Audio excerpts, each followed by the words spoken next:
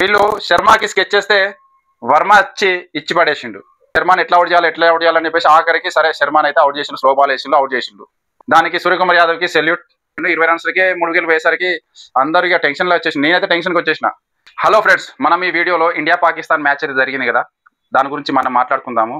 మ్యాచ్లో ఏం జరిగింది, మ్యాచ్ తర్వాత ఏం జరిగింది, అసలు మనకు కప్ ఎందుకు ఇవ్వలేదు, మన టీం కప్ ఎందుకు తీసుకోలేదు, తీసుకోకుండా ఇండియాకి ఎందుకు వచ్చిళ్ళు అనే దాని గురించి మనం మాట్లాడుకుందాం. మన ఇండియన్స్ దగ్గర ఉన్న ప్రాబ్లం ఇదే. ఎదుటోడు ఎప్పటివరకు అయితే మనల్ని ఏమనడో మనం ఏమనము. ఎదుటోడు ఏమన్నా అన్నాడు అనుకో మనం ఊకొని కూడా ఊకోం. ఫాల్తు కథలు ఉంటాయి వీళ్ళందరి. వాని చేతుల మీద మేము కప్ అయితే తీసుకోము, మిగతా ఎవరిచ్చినా ఓకే అని అంటే వాడు కూడా నేనే ఇస్తా అని చెప్పేసి వాడు నిలుస్తున్నాడు. వీడియోలోకి వెళ్లే ముందు మీరు నా ఛానల్ని సబ్స్క్రైబ్ చేసుకోకపోతే ప్లీజ్ సబ్స్క్రైబ్ చేసుకోండి. ఇక డైరెక్ట్ టాపిక్లోకి వెళ్దాం. ఫస్ట్ మనం మ్యాచ్ గురించి మాట్లాడుకుందాం. నాకైతే చాలా సంవత్సరాల తర్వాత ఇండియా పాకిస్తాన్ మ్యాచ్ అంటే ఇది కదరా అనిపించింది. ఆల్ ఓవర్ వరల్డ్ ఎదురు చూస్తారు. క్రికెట్ అంటే ఇండియా పాకిస్తాన్ మ్యాచ్ చూడాలి, క్రికెట్ లవర్స్ ప్రతి ఒక్కరు ఇష్టపడే మ్యాచ్ ఇండియా పాకిస్తాన్ మ్యాచ్. కాకపోతే ఏంటంటే ఈ మధ్యలో కొన్ని మ్యాచ్లు చూసినట్లయితే అంత ఏంటి టెన్షన్ మ్యాచ్లు అయితే ఎప్పుడు రాలే నేను నచ్చిన మ్యాచ్ లాగా. ఓకేనా, వన్ సైడ్ మ్యాచ్ మనమే గెలుచుకుంటూ వచ్చినాం ప్రతి మ్యాచ్లో. అప్పుడెప్పుడు వరల్డ్ కప్లో విరాట్ కోహ్లీ 6లు కొట్టినప్పుడు అప్పుడు ఆ మ్యాచ్లో కొంచెం టెన్షన్ అనిపించింది. లాస్ట్ 2 ఓవర్లు అలా కొట్టి గెలిపించింది కదా, అప్పుడు మనకి ఏంటిది టెన్షన్ అనిపించింది. మ్యాచ్ ఇది కదరా ఇండియా పాకిస్తాన్ మ్యాచ్ అని అనిపించింది. మళ్ళీ నిన్న అనిపించింది. నేను చిన్నప్పుడు అంటే 2000 సంవత్సరంలో ఆ టైంలో ఇండియా పాకిస్తాన్ మ్యాచ్ అంటే ఎంత క్యూరియాసిటీ ఉండేది, ఎంత ఇంట్రెస్ట్ ఉండేది, అందరం కలిసి చూసేవాళ్ళం. కానీ ఈ మధ్యలో అసలు వాళ్ళు మనకి పోటీయే కాదన్నట్టుగా మన టీం ఎక్కడికో వెళ్ళిపోయింది, వాళ్ళ టీం అక్కడనే ఉండిపోయింది. ఇక మనం మ్యాచ్ గురించి మాట్లాడుకుందాం. మ్యాచ్లో వాళ్ళైతే ఫస్ట్ బ్యాటింగ్ చేసిళ్ళు 10 ఓవర్ల వరకు ఒక్క వికెట్ కూడా వాళ్ళే. ఓకే, 84 రన్స్ ఏమో కొట్టిళ్ళు. వాళ్ళు ఓపెనర్ ఎవరు, షాయిజాదా ఫరాను, తర్వాత ఫకర్ జమాన్. అప్పుడు ఆ సిచ్యువేషన్లో మనం మ్యాచ్ చూస్తే ఏమనిపించిందంటే ఏమో ఈ స్కోరు ఎక్కడికైనా 200 స్కోర్ పోతుందా, లేకపోతే 180, 190, 200 వరకు స్కోర్ పోతుందా అని అనిపించింది. ఆ టైంలో వికెట్ పడ్డది. వికెట్ పడ్డ తర్వాత కూడా స్కోరు ఆగుతుందా ఆగదా అన్న డౌట్లోనే ఉండే. తర్వాత మళ్ళా రెండో వికెట్ వచ్చి 113 దగ్గర పడ్డ తర్వాత మేబీ అప్పటికి కూడా స్కోర్ ఓకే నడుస్తుంది. 11-12 ఓవర్లు అయినాయి. 11-12 10 రన్ రేట్తో అయితే స్కోర్ నడుస్తుంది.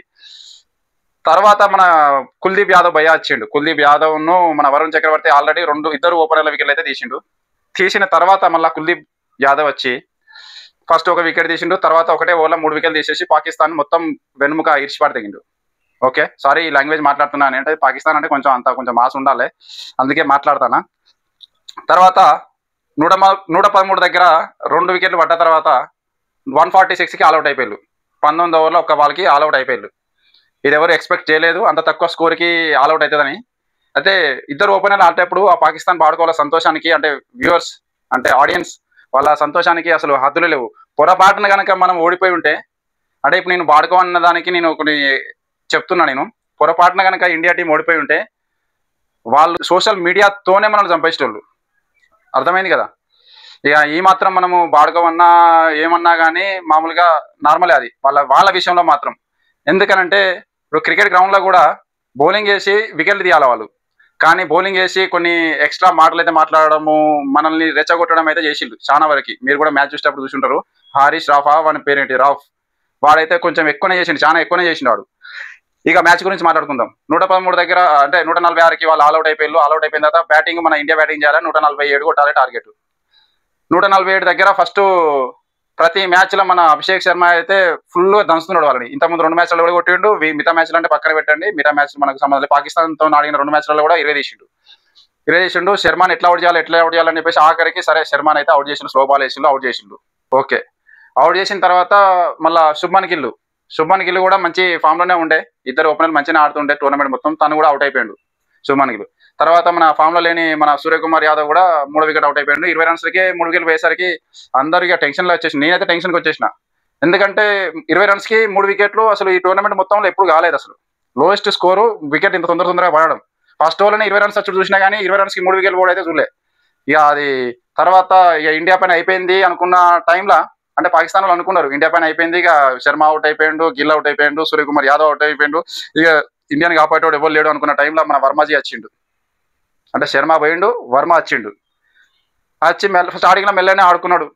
వర్మతో ఏం పని కాదు, వర్మని ఈజీగా మనం కంట్రోల్ చేయొచ్చు అనుకున్నారు పాకిస్తాన్ వాళ్ళు. దానికి తోడుగా మనకి సంజు శాంసన్ భయ్యా కలిసిండు. ఇద్దరు కలిసి మంచి పార్ట్నర్షిప్ చేసిండు. పార్ట్నర్షిప్ కావాలి కావాలి కావాలి దేవుడు, ఎందుకంటే టార్గెట్ ఎక్కువ లేదు కాబట్టి, రన్ రేట్ ఎక్కువ లేదు కాబట్టి, కావాలనుకున్న టైంలో మన సంజు శాంసన్ మంచి పార్ట్నర్షిప్ బిల్డప్ చేసి సంజు శాంసన్ అవుట్ అయిపోయిండు. అవుట్ అయిపోయిన తర్వాత మళ్ళా దానికి మన తిలక్ వర్మకి తోడుగా మన సిక్సర్ల దుబాయ్ అయితే జాయిన్ అయ్యిండు. జాయిన్ అయిన తర్వాత ఇద్దరు కలిసి మంచి పార్ట్నర్షిప్, వాళ్ళిద్దరు కూడా మంచి పార్ట్నర్షిప్ చేసిండు. కాకపోతే దుబాయ్ కూడా అవుట్ అయిపోయింది. 21 బాల్కి 32 రన్స్ కూడా అవుట్ అయిపోయిండు.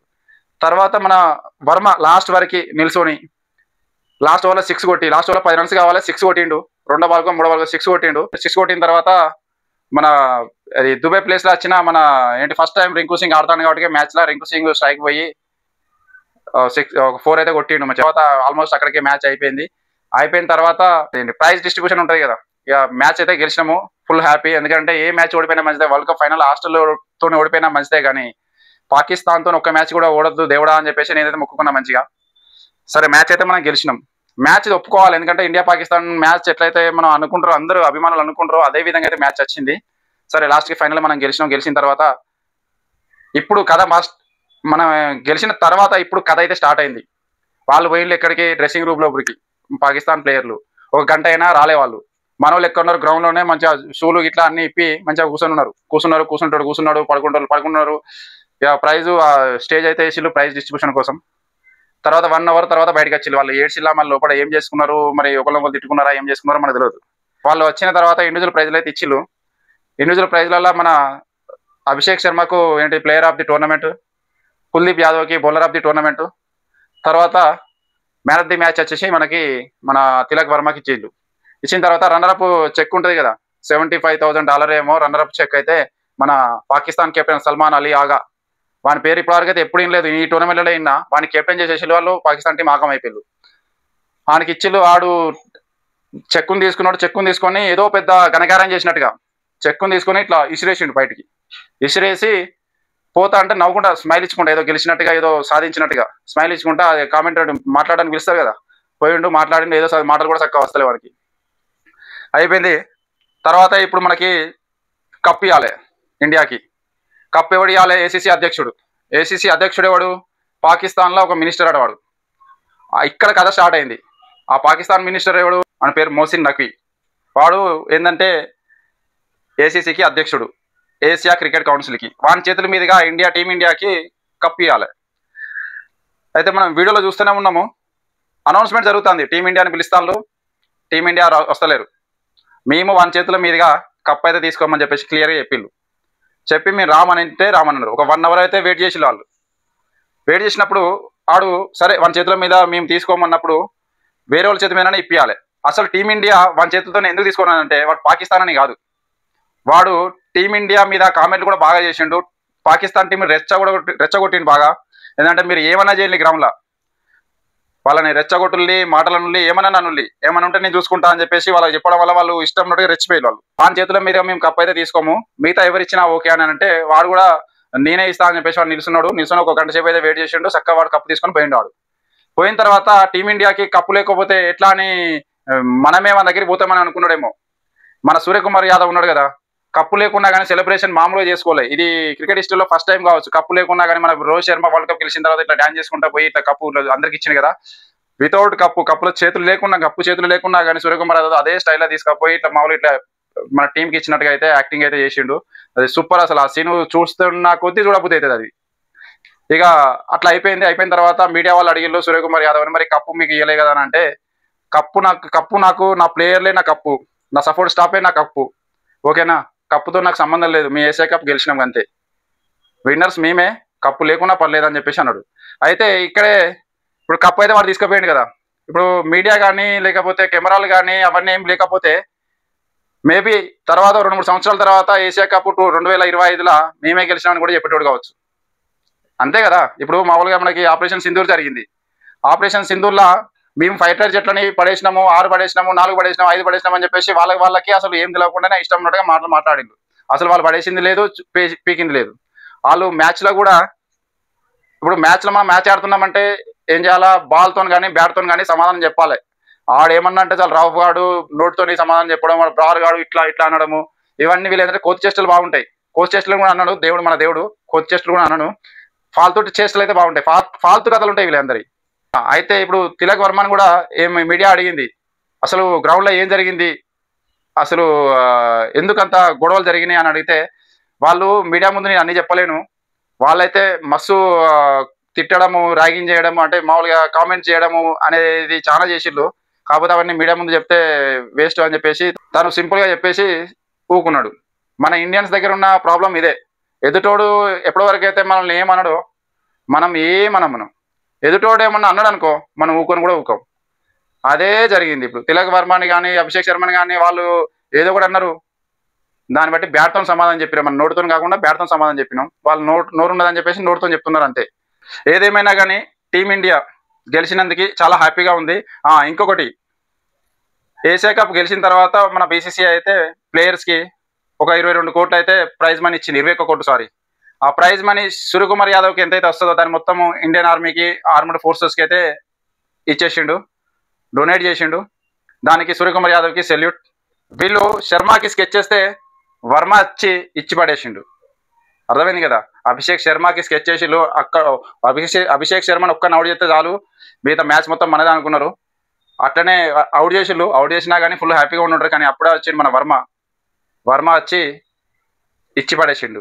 ఆపరేషన్ సింధూర్ ఇప్పుడు సోషల్ మీడియాలో ఇప్పుడు ట్రెండింగ్ అయితే నడుస్తుంది. ఏంటంటే ఆపరేషన్ సింధూర్లో మనం ఎట్లా గెలిచినామో ఇండియా పాకిస్తాన్కి మ్యాచ్లో ఆపరేషన్ తిలక్ కూడా అట్లనే తీసుకొచ్చినామని సోషల్ మీడియాలో అయితే ట్రెండింగ్ అయితే నడుస్తుంది.